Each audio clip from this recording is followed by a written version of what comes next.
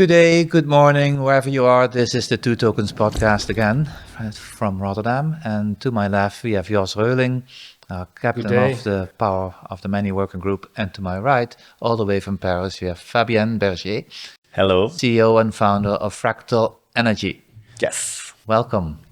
Thank you for the invitation. Yeah. So we do these kitchen table podcasts ever so often, especially with interesting new innovative companies like yours. So can you maybe do a short introduction of who you are and what you do? Yes, so once again, thank you. I'm Fabien, I'm the co-founder of Fractal Energy, and I've been working in the battery field for the past 10 years now. So I'm an expert in BMS, battery cells and battery packs. And in 2021, so 4 years ago, I co-founded Fractal Energy. First, to make battery easier to get for homeowners and use this technology to save on the electricity bill. At that time, we were developing plug-and-play batteries, and now we are focusing on managing battery storage capacity in homes in order to save on the electricity bill at the end. So, and you're not a hardware vendor, you are a service provider. Yes, basically, we developed the EMS, Energy Management System, that will optimize the use of a battery at home. So for that, we connect to the smart meter of the home, and we steer in real time the battery capacity that is installed inside the household. And on the roadmap, we'll include more than just battery steering, and we will be able to control other devices such as heat pumps, EV charging stations, or even PV solar inverters. Okay, what's your strategy on your energy management system? Is that fully open source, or is that proprietary, or is it a combination of elements? And what does then a consumer buys, or gets? So there is a part that is built in-house, which is proprietary. It's how the EMS, the program, will optimize the decision. Okay, it's a AI program that will take decision. It has been developed inside, but what we are really keen to do is to stay open to as many protocols running inside the households. And for example, the coming protocols such as Matters, like the consortium of big tech's company, we want to stay open to it, and in order to integrate or use this new protocol inside the house and integrate them and optimize the value we provide in addition to theirs. Okay, yeah, so for the listeners not familiar to the Matter protocol, it's a large consortium driven by IKEA, Sony, and other consumer electronic suppliers as a single smart home protocol based on Zigbee. Yeah, my home automation, my home assistant supports the Matter. Yeah. Okay, so you have it installed too, don't you? Indeed. Yeah. Okay, what's then a typical kind of application for a household? What are the clients that you qualify as first clients, and what's then the impact? Yeah. So the first, I would say, consumer we want to reach are the prosumers in the Netherlands, for example, people that have a house with PV panels. They've been producing for so many years, but now this is the end of the netting, so the soldering in Dutch. So not only they're not gonna sell their production anymore to the grid, but they now can get a fee for the injection because they are re-inject too much at peak hours on the grid. So this increase the electricity bill, and the answer could be storage, right? So by providing our technology to those people today that are facing this challenge, this is our first priority. Why? Because first, they're going to optimize their self-consumption and optimize their self-efficiency. Not only they'll keep their production for themselves, but they can also control their injection, because if it's not needed, they can be charged for it. And that's why we can curtail the PV production with our technology. So there is a direct gain, not even being connected to any other external market, just by doing so. But of course, we add revenues by using this capacity of the battery to optimize the charge and the discharge at specific time. So not only we will charge the battery from your PV, but we will not do it early in the morning for the battery to be full at noon or 1 p.m. We'll do it later to control not only the fact that the battery will be full with PV energy at some point of the day, but it will have contribute to reshape your demand curve from the grid perspective and from the market for you to benefit from a better price. Either you have a dynamic tariff and we will be focused on charging at low price and discharge at higher price. And if you don't have any dynamic contract, we can still do so. Likewise, like the dynamic contract, but we will reward you. Even if you pay a fixed price, we can reward you with the spread that has been generated on the market thanks to the battery. Okay, so that's then an optimization on multiple points. Yeah.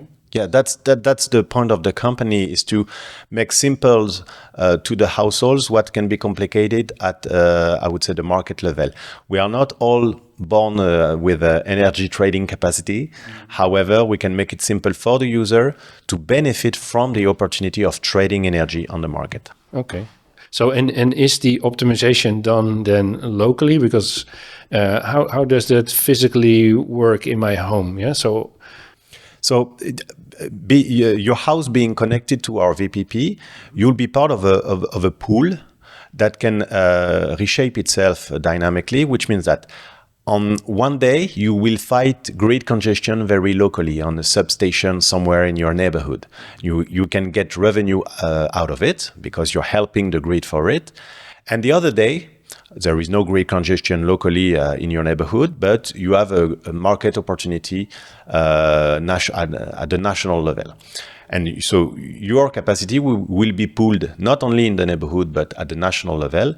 So the scale of the pooling is changing through the software, okay, in order to optimize individually the gains for everyone. Okay. And so, and the optimization, is that run in the cloud, or does it run in home, or where does it sit? So basically, the connection between your house and the VPP is a fully secured and encrypted data pipeline. So it's all done in the cloud, and the cloud is basically connecting your private house to the proper pooling VPP that will benefit and optimize the revenues. So you are, in fact, an energy organizer of battery pooling. Exactly. And so you don't care if it's a battery for the neighborhood or everybody have their own battery. For you, you're indifferent to that. The point is that to make every battery possible, contributing to the same mission. So either you have individual battery or a battery in common with your neighborhood. It's all aggregated the same way, okay? You can see it as big cubes, little cubes coming together to make a bigger cube, and this bigger cube is exposed to the market or to a grid market. And at the end, your ownership of 1, 2, 3 cubes of flexibility is traced by our VPP. So your contribution, either through a small battery or a big battery, is rewarded accordingly. So it's a matter of traceability as well. And so we haven't spoken about energy tokens here, huh, Jos? That's an interesting connection here. Yeah, yes. Because how do you trace all those? So it's just a micro accounting system that you built between the digital interfaces. And you don't really hand over energy using tokens. It's just a balancing act between the different stakeholders. Yes, we basically make a bridge between what matters to the house level, like having control the price of electricity, having a low electricity bill, having a reasonable investment cost in my own house, with all the challenge at the bigger level.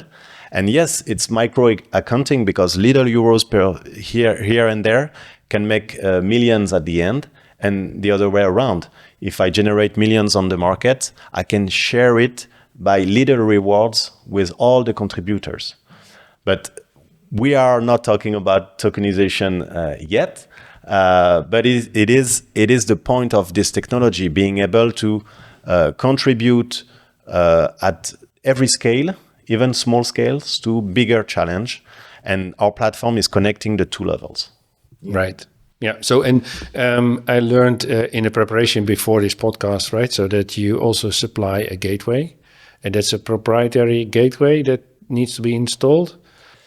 So it's a Fractal gateway, which is open to many protocols of communication.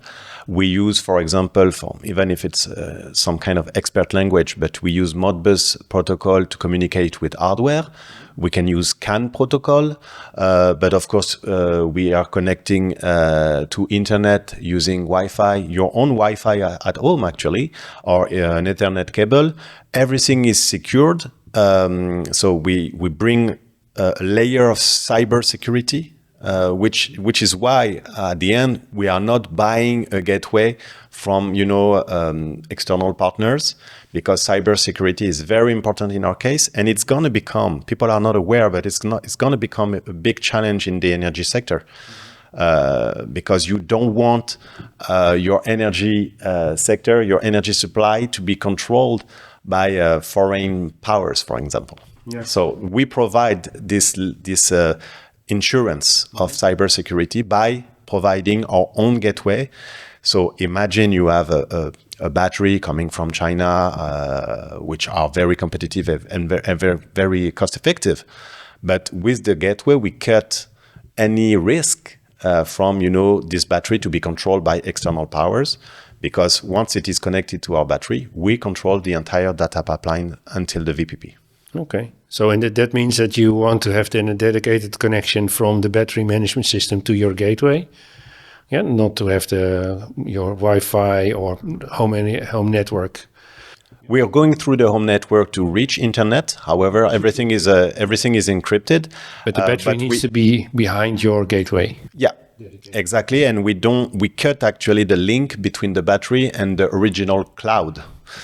So basically, your data is not going to Asia. And so, and then I have a question, because software updates are familiar, right? Also for those battery control systems, battery management systems included in your battery. Are you supporting that as well, or how do you? We do that, but we we ask the supplier to send the update through our gateway. Okay. So, and is it then only a list of certified suppliers that you support, or is it fully open at this point? At this stage, we work with preferred partners indeed, because at some point we want to be sure that we can control the capacity and ensure that there is a business case in the long run for the users, and not only promises that will be not fulfilled in 2 years from now. So for the gateway, so some of the partners within 2tokens are hardware manufacturers building gateways. Others have secure elements for crypto anchoring. Yeah. So how open is your software to run on those platforms, rather than the one you've pre-selected or built yourself right now? It is feasible. Secure element is a good part of it. Even if it's not mandatory, actually, there is different way to secure and authenticate a gateway. Other than just having a secure element, but it's compatible as long as they provide a good credential to connect the cloud level. Of course, since we are not controlling the entire value chain, if they provide their own gateway, the risk is shared with their gateway provider in case of disconnection or malfunctioning.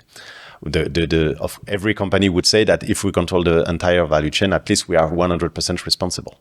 So how do we do we use your software? I understand it's all still very early stages. You told us that you did a pilot with here in the Netherlands. Very interesting. You might want to explain to the listeners why the Netherlands is such a perfect country to pilot this. But how can we do a project? I live here with 22 homes, and they all said, Alex, we don't want to have our own battery. Can we share a virtual battery somehow? So this is what you do. How can we start something like this? So to do such a project, first you need a place to install the battery, right? And of course, if you want to create your own community, the capacity of this battery needs to be assessed and make sure it answers and it balances the community itself.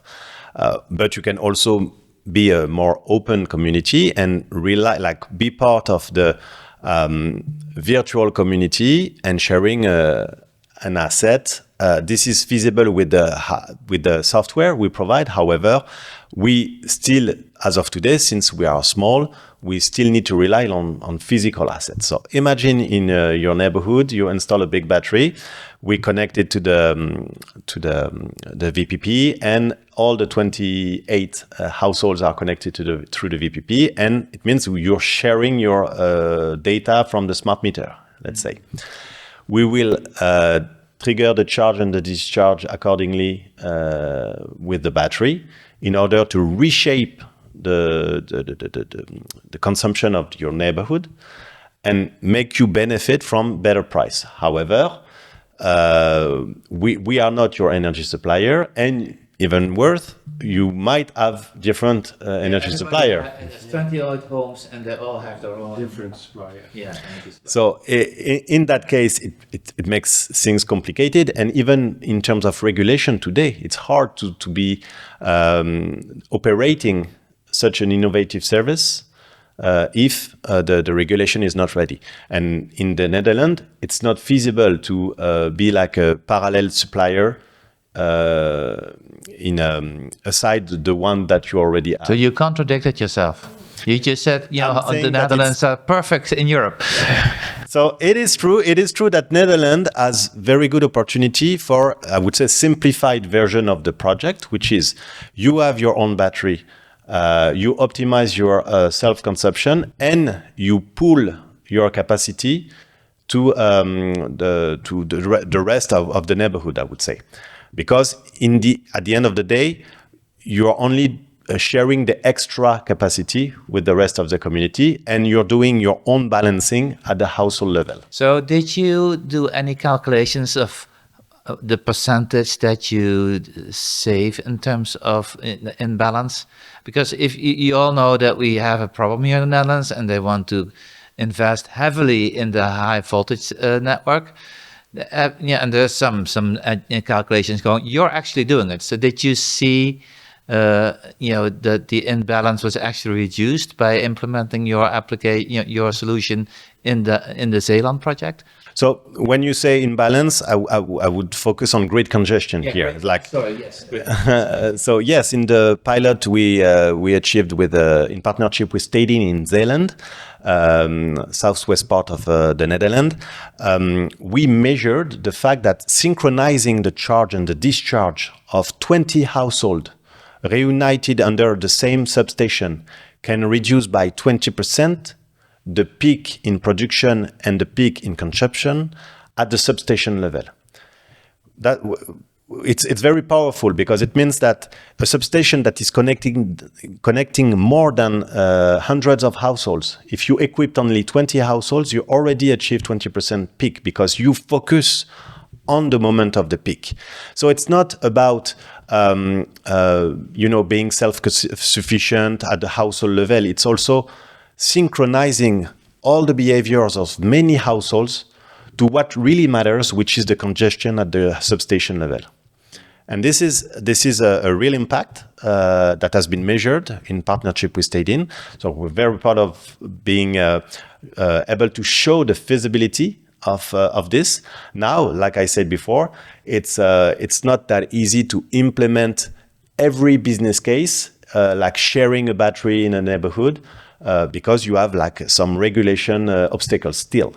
but technically we proved that it's feasible. Okay, so very interesting. So, and I think there are also quite some new opportunities opening up with the new energy law becomes active in the Netherlands.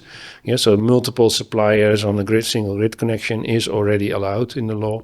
So there are some more than one opportunity to investigate and to see how it can work, and also in all the different aspects, right? So good technology, it's done for the base.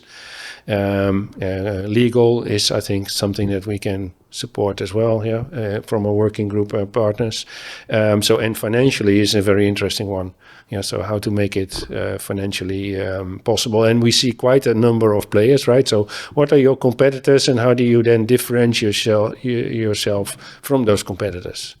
So those competitors are numerous. I'm not going to make any advertisement here, but our capacity to bridge a business case at the house level to a business case at the neighborhood or even national level, this is our main, I would say, differentiator here.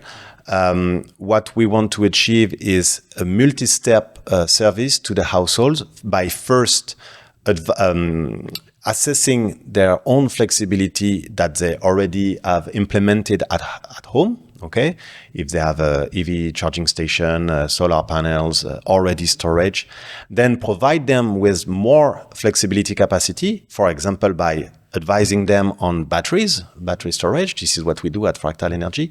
And the last step, which is even more important to us, is to become energy organizer, which is basically changing the way that you subscribe to your energy plan.